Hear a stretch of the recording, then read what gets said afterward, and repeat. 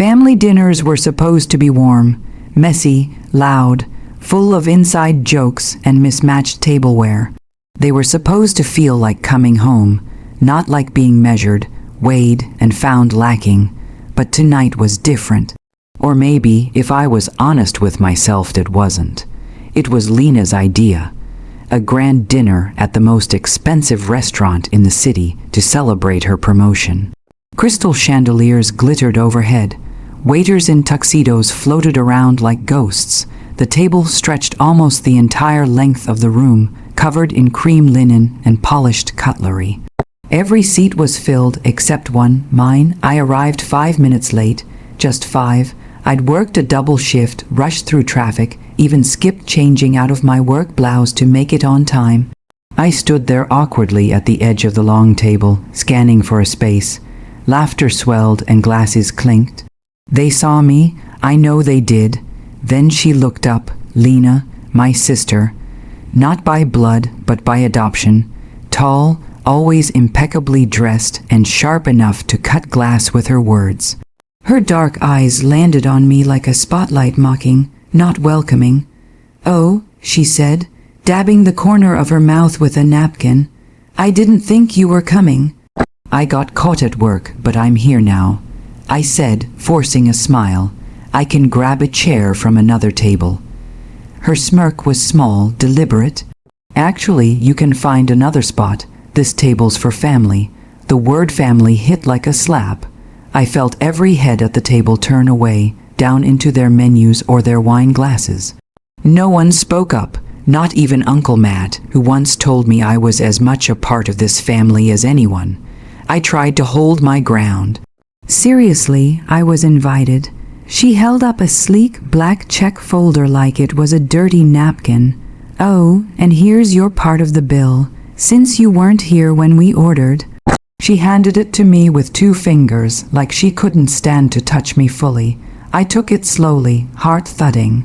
I opened the flap. $3, $120. I blinked. I thought it was a mistake. "What is this?" "Well, you weren't here to split the apps, wine or entrees," Lena said, tilting her head sweetly. "But I figured you'd want to contribute. It's only fair." A chuckle came from somewhere down the table. I couldn't even tell who it was. I wanted to say something.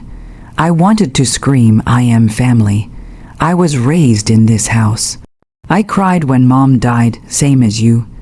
Dad called me his little girl, too. But I didn't. Because what do you say to a room full of people who have already decided you don't belong? The silence around me thickened. My hands were shaking, but I nodded, of course. I whispered, "Wouldn't want to be a burden." I turned and walked away, every step feeling heavier than the last. Outside, the night was cold. I sat in my car, the receipt folder still in my hand, the numbers burned into my vision. I didn't cry, not yet. I stared at the restaurant doors, wondering how many times I'd lied to myself, how many times I'd believed that one day I'd really be accepted. Being adopted was never the problem. Being tolerated instead of loved. That was the part that broke you. And that night, something inside me shifted, not in bitterness, not in hate, but in clarity. I didn't need a seat at that table. The drive home was quiet. Not the kind of quiet that calms your nerves, but the kind that amplifies everything. The engine's hum, the clicking turn signal, my shallow breathing. All of it was too loud in a night that felt way too silent. I parked in the apartment complex's back lot. Didn't move, the check folder still sat on the passenger seat like a scarlet letter. $3, $120. A family dinner I didn't eat. A table I wasn't allowed to sit at. A bill I was expected to pay. I thought about going inside, but the thought of 4 white walls and a quiet apartment felt like a punishment. So I stayed in the dark, alone. That's when the tears came, not loud sobs, just silent, bitter tears that ran down without warning. Not just for tonight, but for everything. For every time I was the afterthought. For every group family photo where I stood off to the side, just barely in the frame. For every birthday, when Lena's gifts were expensive and mine were practical, for every time I was called so lucky to be adopted, as if I should be grateful just to be allowed in the room. And for my parents, my real parents who weren't here anymore to remind me I mattered, I remember the day I was adopted like a vivid dream. I was 5, small, quiet, everything I owned fit into a single plastic bag. My new mom knelt in front of me, tucking my hair behind my ear. "You're safe now," she said, smiling. "You're ours." And for a long time I believed her. I clung to that belief like a lifeline every time Lena made a snide comment. Every time an aunt or cousin reminded me, "She's not blood, but she's sweet." Every time I was told to be grateful, because things could have been worse. I accepted scraps of love and called them meals. I smiled at half, hugs and second-hand praise. I played along because maybe, just maybe, if I was good enough, they'd forget I wasn't one of them. But tonight, I saw the truth. No matter how hard I tried, I was never going to be family in their eyes. Just a charity case, a guest in a house I called home. I got out of the car and went upstairs. I opened my laptop. I didn't know exactly what I was doing, just that something inside me was done waiting to be accepted, done apologizing for existing, done pretending I didn't hear the things they whispered when they thought I wasn't listening. I opened a blank document, titled it "Starting Over." Then I started planning my side project, turn it into a real business. My savings, time to invest. My energy, no more wasting it on people who didn't see me. Let Lena have her table. Let them have their cruel little circles and filtered family portraits. I was going to build something of my own. And one day, they'd wish they hadn't pushed me out. The next morning, I transferred $120 to Lena. No note, no comment, just the money. Let her think she won, because the best part of sweet revenge. 1 year later, I stepped into a different version of my life. The girl who drove home crying from a restaurant parking lot.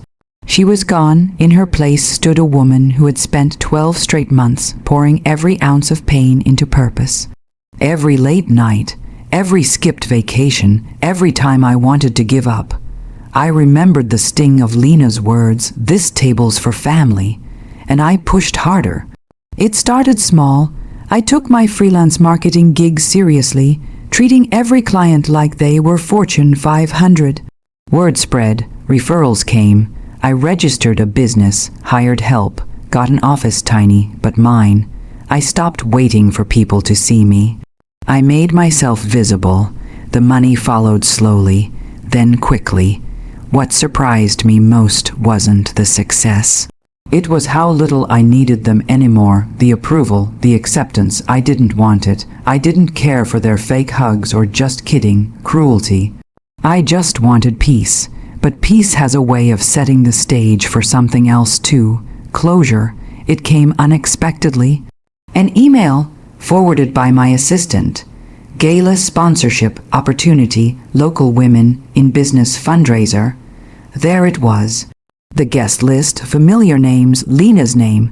Apparently she was on the board. The charity was legit. But her finances. Not so much. Word had floated around. Her ex-husband filed bankruptcy. Her designer label was shuttering, and she'd quietly sold her penthouse.